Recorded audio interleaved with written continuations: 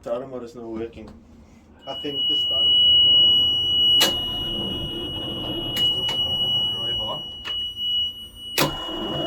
Oh wow, yeah. What is that, sparking, is it? Yeah, it's sparking out of the casing.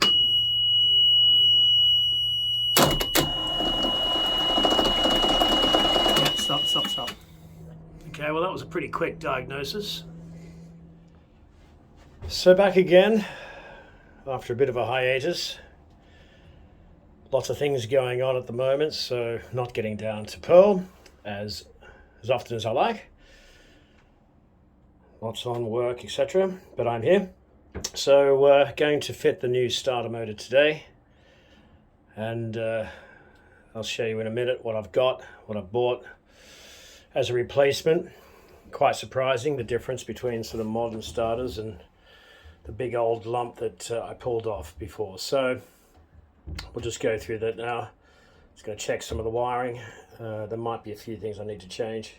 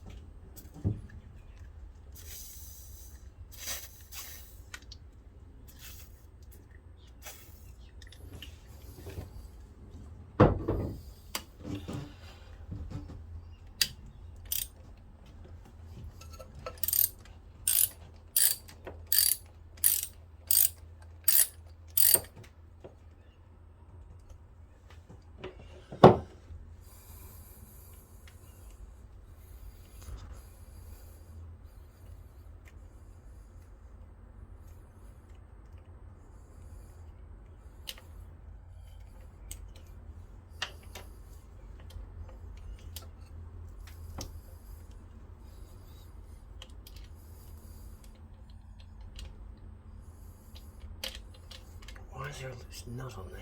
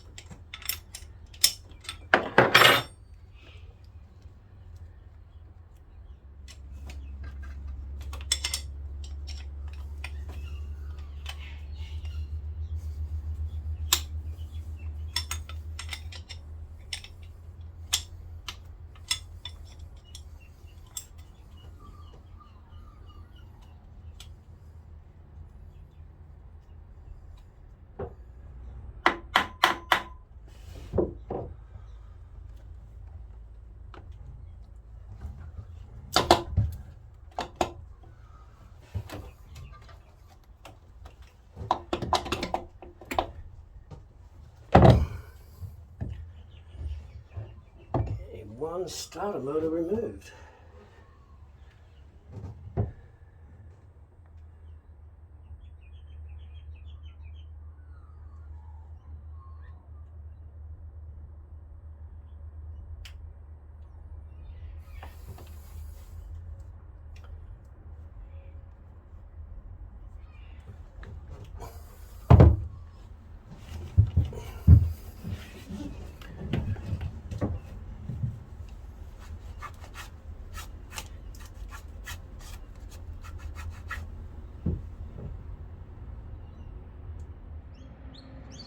Okay, so we've got one starter motor removed,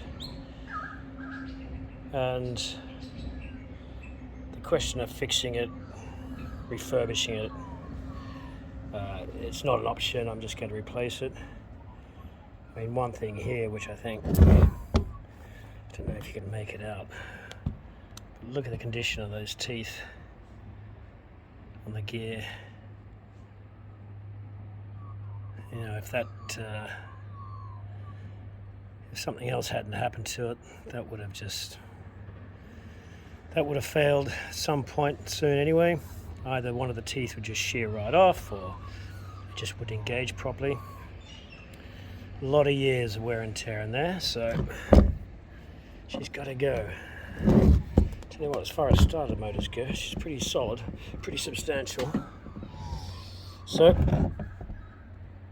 nice new one.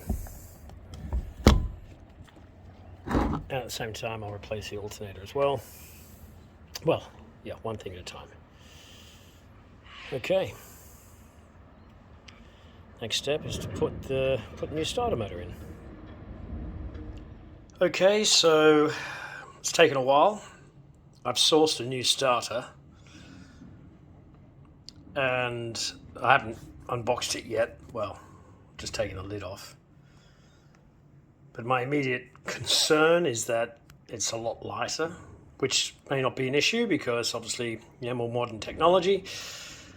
But we're going to take a look and just compare the two. It supposedly fits my engine. It's a reduction gear, which I'll explain in a bit more detail in a sec. So let's get it out of the box and see what we can see.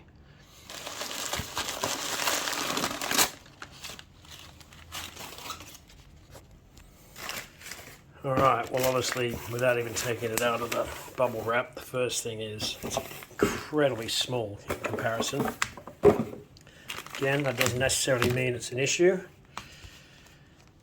More modern starter motors.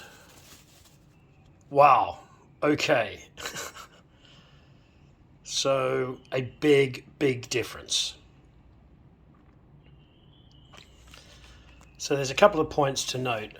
The most significant one is the original is a 15 tooth gear. God, I forgot how heavy this damn thing is. So there's the pinion and the pinion and the gear there. Now this one is an 11 tooth. So a couple of things immediately you think, right, well, if it's an 11 tooth, that means that the gear is going to be smaller, which means that it's not going to engage with the flywheel. So obviously the research, but what I show you is, and the logic behind a smaller gear or less teeth is that although there'll be less revolutions as you're starting, it'll be slower, but it'll be because it's a lower gear ratio, there's more torque. And of course that works well for high compression engines like diesels. So less teeth, smaller gear is not a bad thing, it's a good thing. And so the logic being, if there's more torque, well then you don't need as big a motor. But the main issue is that will it engage with a flywheel? So if we get this guy back up, you'll see that the pinion, the shaft that the gear rides on, yeah, into the housing is centered. And of course, you slot that into the engine, it'll jump up, it'll engage with the flywheel, and away you go. Okay, look at those teeth. So this guy is what's called an off-centered pinion. And the way you can tell is that you can see the gap here narrows as it gets closer to the engine. It's probably a bit difficult to make out, but you can see it's not centered. It's off center slightly. The logic being, of course, because it's a smaller gear, the distance obviously would increase between the flywheel and the gear, the pinion. So by putting it off center slightly to one side, then you've reduced that. You've reduced the gap, and it should engage with the flywheel. So there we are. So we'll put her in. Now I have checked, and it's probably difficult to show you here. I have checked, but the two flanges, or the face plates, or whatever you're going to call them, are the same. They're the same distance, and the holes do line up. So by rights, it should fit the block. Okay.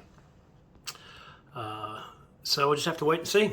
So let's put her in, and fingers crossed I've bought the right one.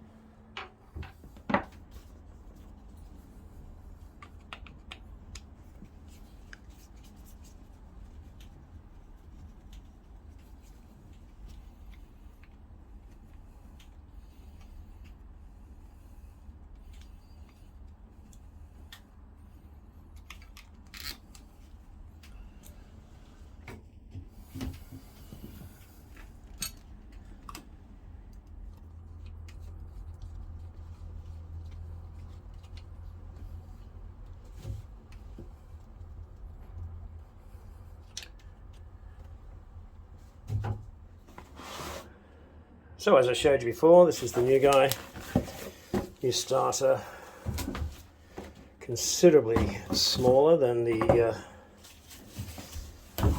original, than the old one. I've been assured though that it fits. It's got the right dimensions, the mounting plate or the fascia, whatever you want to call it, fits the holes. It's offset, as you can tell, as I mentioned. You can see that, let me line that up for you. You can see that it narrows. So it's thick on one side. You can see there's a wider gap with the flange on one side than there is on the other. So it's pushed to the left a bit, or to the right actually. In order to, obviously, because it's a smaller cog, it's only 11 tooth, the other one was 15. But all going well, with the smaller with the smaller gear, you're going to get a higher ratio and you're going to get more torque. So let's see how she fits.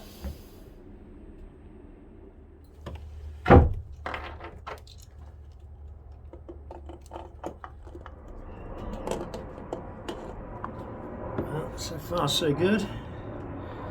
Holes line up nicely.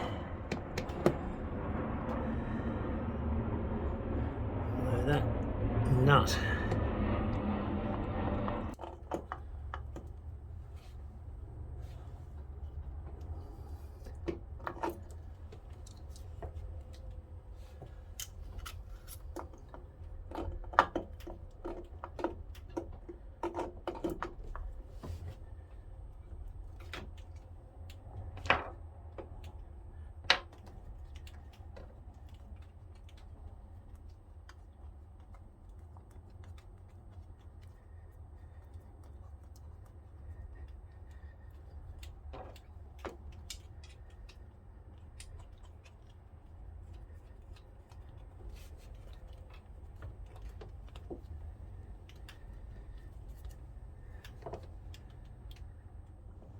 Not happy with that gap. It should be flush, and I'm hoping, I'm thinking that it's this nut that's doing it. So I'm going to try and loosen this guy off, swing him out a bit and see if that gives him a bit more space.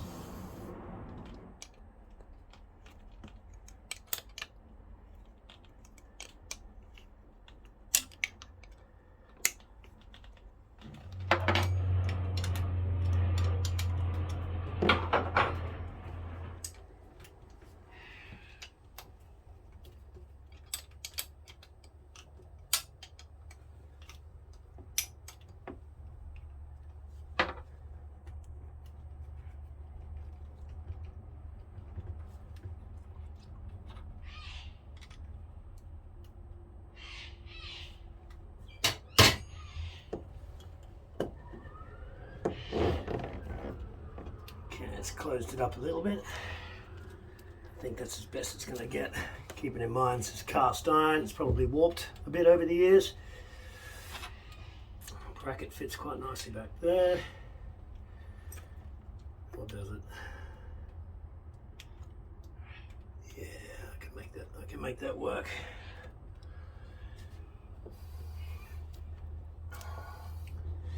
So this is just temporary. Like everything else I do.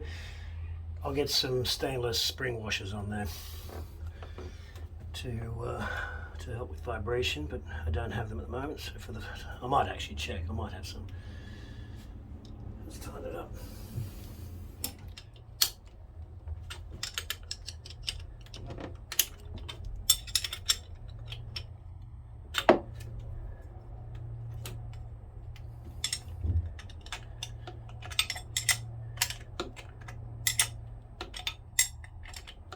Now it's cast alloy, so don't over tighten it. You end up cracking it.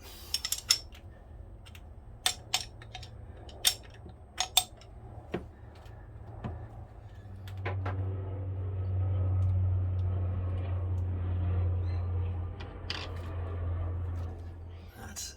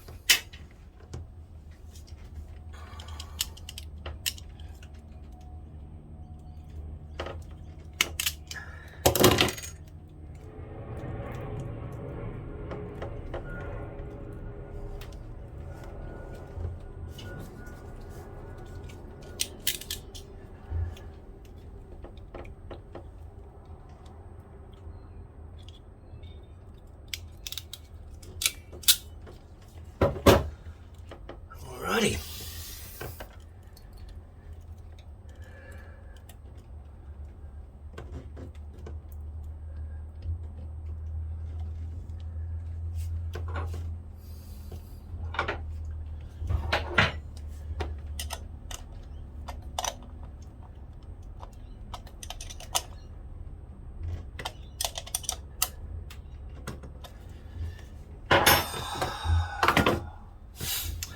Okay, I'm not going to start it. I'm not going to try and start it. I'm just going to see if she turns over. If she engages, it's all solid. It's nice and tight. It's nice and tight.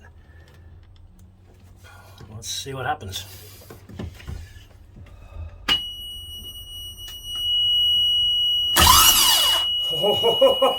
Get in there!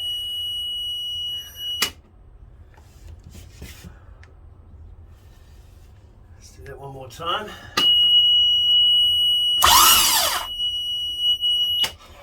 Okay, so leave that for the time being. I'm going to do the fuel filter next. Sorry, the water strainer next.